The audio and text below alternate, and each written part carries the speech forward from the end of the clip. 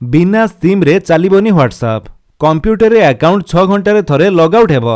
मार्च रु लागू हेबो नुआ नियम। तेबे कोन होईची नै संपूर्ण अपडेट टी चलंतु देखिबा।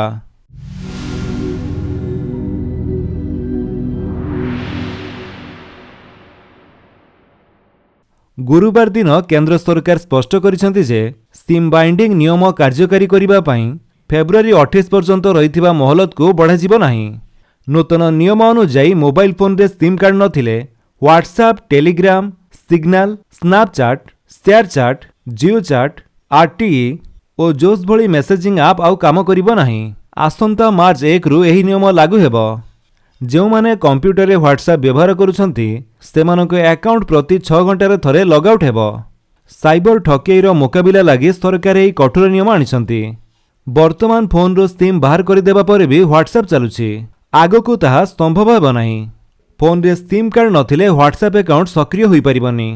एबे वन टाइम पासवर्ड बा ओटीपी जरिया रे व्हाट्सएप लॉगिन संभव हेउछि। सिम बाइंडिंग नियम लागू हेबा परे सेही सुविधा मिलिबो नाही। नुआ नियम अधीन रे कंपनी गुडी को नियम पालन संपर्क रे 120 दिन रे रिपोर्ट देबाकू पड़िबो।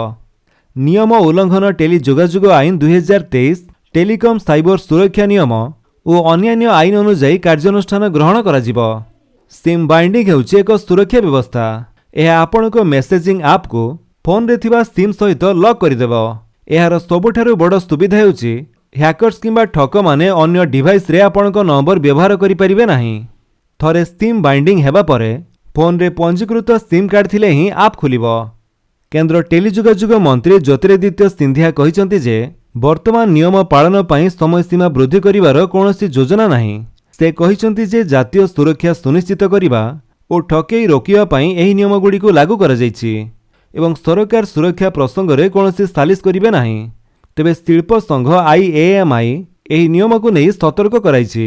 यह कहिछि जे प्रति 6 घंटा रे थरे अकाउंट लॉगआउट नियम वृत्तिगत और समान अकाउंट व्यवहार करुथिबा लोकमाननक पई असुविधा सृष्टि करिवो।